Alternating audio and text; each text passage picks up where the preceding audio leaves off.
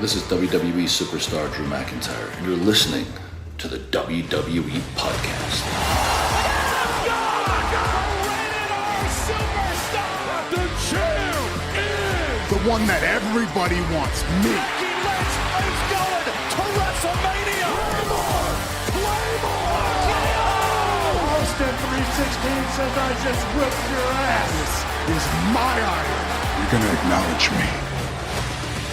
Hey guys, how you doing? Welcome back to another main event review. Thank you very much for tuning in to this week's episode.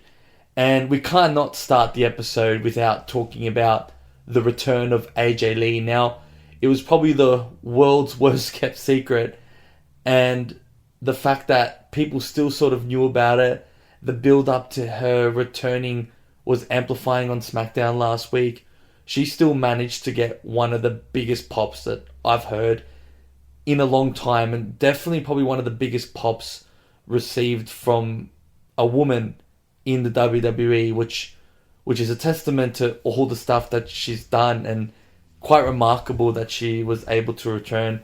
I did sort of wish that the secret was kept better and that she may have returned at the Royal Rumble as the 30th pick instead of Nikki Bella, or at Evolution. But again, this obviously is going to lead up to the match with Becky Lynch and Seth Rollins in a mixed tag team. And yeah, a great way to bring her back in Chicago. And it's just astounding that they both had like a 10 or so year gap before they last were in WWE. And they've both returned. And AJ Lee has been phenomenal for me personally back in 2013-14 when she had that incredible run with the Divas title and her rivalries with Caitlyn, Paige, and even before that when she was obviously having relationships with like the other superstars. You had Daniel Bryan, John Cena, CM Punk, all that. Like, she was just an icon in that Divas division, and she was definitely in the wrong era. She definitely suits the current women's division we have now. She was great in ring. She's unbelievable on the microphone. And honestly, when she came back, I just had to go back to the archives and spend like 2-3 hours looking at AJ Lee videos and past feuds to sort of, one, refresh my memory, to be honest, but two, also understand and realize now that I've grown up to really appreciate her work. And yeah, she was iconic, and she really paved the way for the women now, not like what Nikki Bella said, to be honest. And I think AJ Lee was one of the key figures in that sort of transition where we had the Four Horsemen and all that. You can see that a lot of those younger, or now they're older, but those stars at the time really looked up to AJ Lee. And the crazy part is, obviously, we're going to get through Becky Lynch and that feud, but there's so many people AJ Lee can work with. You've got Naomi when she returns from her pregnancy. You've got Liv Morgan when she returns. I feel like they would have a very good feud because they're both sort of crazy in a way. And the first person you look at that has probably the most similarities to AJ Lee is Roxanne Perez, and that they can do an angle there. All three heels for that matter. So definitely people AJ Lee can work with. You've got Bayley still. You've got Lyra Valkyria if they choose to go that route. You've got Stephanie Vaquer. You've got Rhea Ripley that if they want to start there. Even Io Sky. It's like the opportunities are endless. And adding AJ Lee to the roster is just such a massive acquisition. And honestly, I'm really excited to see it. And yeah, the pop was incredible when she came out with her iconic music and her skipping around the ring. It was such a nostalgic feel for me. And I know obviously 10 years ago it doesn't seem nostalgic for a lot of wrestling fans, but that was mainly the time where I sort of grew up watching it. I unfortunately missed the Attitude Era, so I can't really relate to how things were back there, only looking back at it and seeing how incredible it was. This was sort of the era that I did grow up with. That was when obviously Daniel Bryan was the key face, and that's where John Cena sort of handed that over. And he won his both titles against Randy Orton. And Batista, and that's when AJ Lee also won in that crazy, I think, 17-woman match there, and then lost to Paige on the next day, which was also a massive surprise. But yeah, that's my AJ Lee take. She deserves 5 minutes on this, and again, I'm really excited for what she's going to bring. She's going to be here for multiple years, and as I mentioned, there's a lot of superstars that she can get in the ring and work with. So that's going to be extremely, extremely excited. We'll move on to what we're really going to be talking about, and that is the main event review. And the first match on main event in Paris, great crowd. I'm someone that's a big fan of the European crowds. I feel like the atmosphere that they bring is very unique, and the fact that they come on a rare occasion is something that makes it better as well for these international fans. And for someone that is an international fan, the US have it good. That's probably why they don't chant as much. But I do find that some crowds are very, very boring. And that's just my honest opinion. I'm not a big fan of the US crowds because of the fact that I think they don't salvage or understand how good they have it in managing to have multiple wrestling shows a year. Whereas me as an Australian, we're lucky to get one a year, if that. And for me, the last time they've come to Melbourne was 2019. And I know it's a house show, but it's something that I'm excited for. So the people in France are going to be just excited for that. Their chants make it amazing, and it just provides a different flavor, and it really just alters the atmosphere. Like, if it wasn't for the French fans, we wouldn't have people singing Randy Orton's song, because the US fans never really came up with that. So I know there's a lot of you guys from the US that listen to this. Don't take it the wrong way. It's just, I guess, something that I see from the outside looking in, and probably another perspective. But everyone sort of has their own opinion on crowds.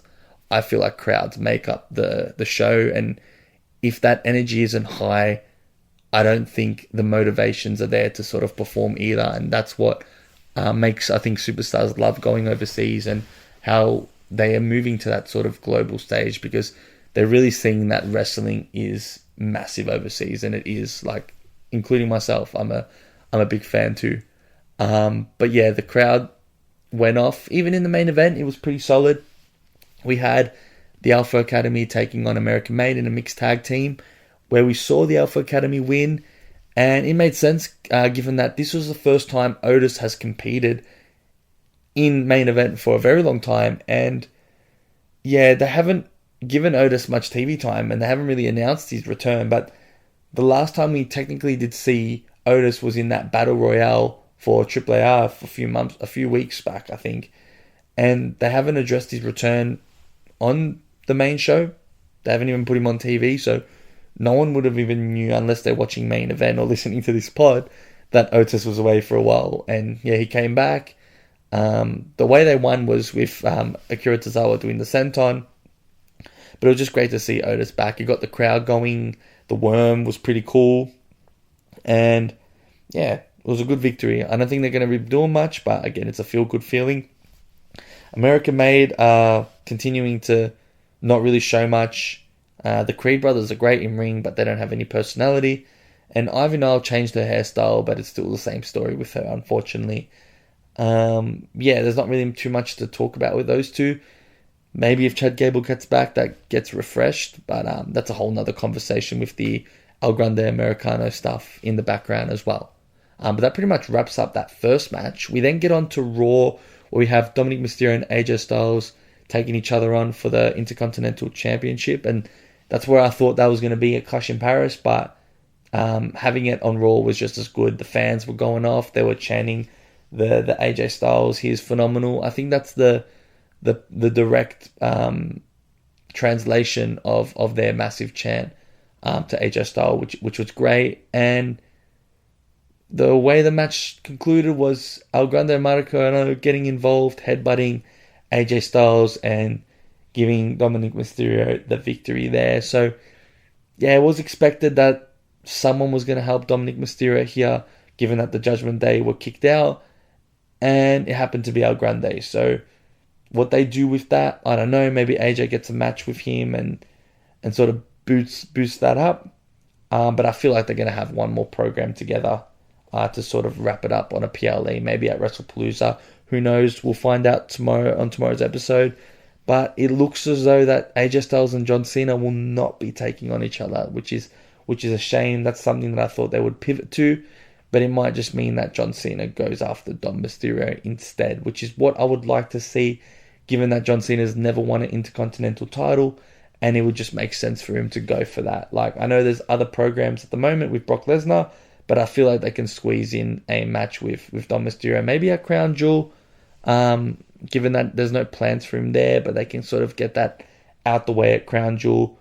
There isn't that much going on. I don't know if they're going to put up the undisputed titles against each other and win that Crown Jewel Championship because it's in Australia. That's something that I'd love to know and figure out. But yeah, really keen for that PLE, by the way, given that it's in Perth. Still wish I could have went, but again, Dominic Mysterio remains the champion, and I would like to see him go against John Cena there.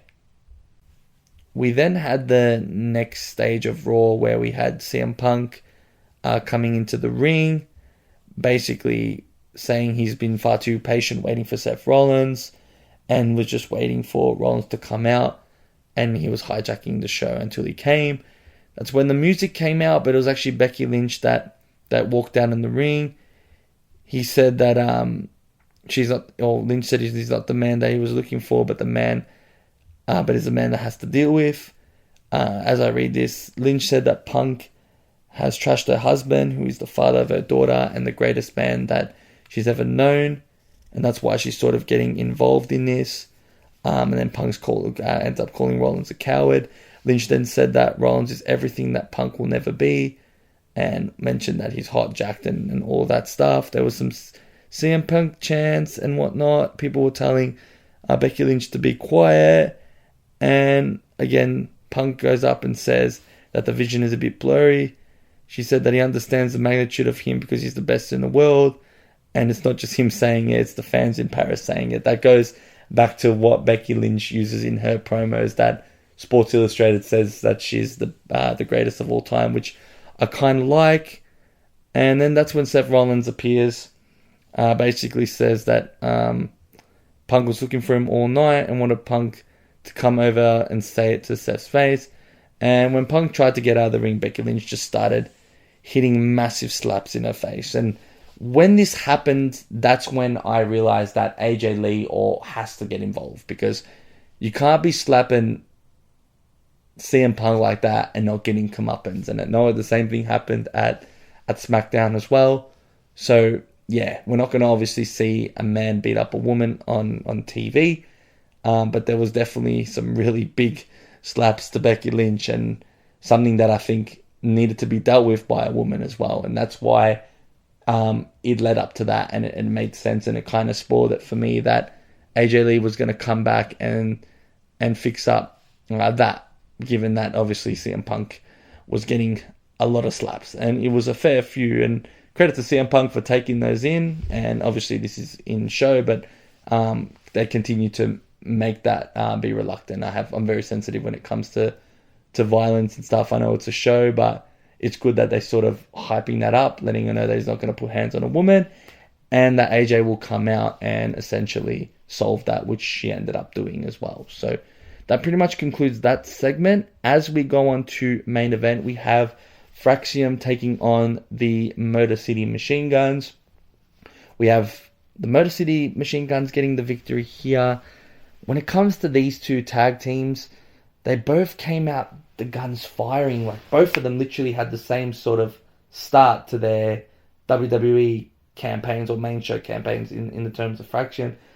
They came out, they won a few games, they got a lot of momentum, and then from there it's just been stale. And they gave Motor City the victory here, and I think because of the nostalgia and the fact that I think the fans are more familiar with them rather than Fraxium. But as it pertains to what they're going to be doing, I just don't know. I just don't... Like, they're not going to go for the tag team titles. They've been there, done that. There's no real feud for them. Like, the only real feud that you can see the Machine Guns get on is with DIY.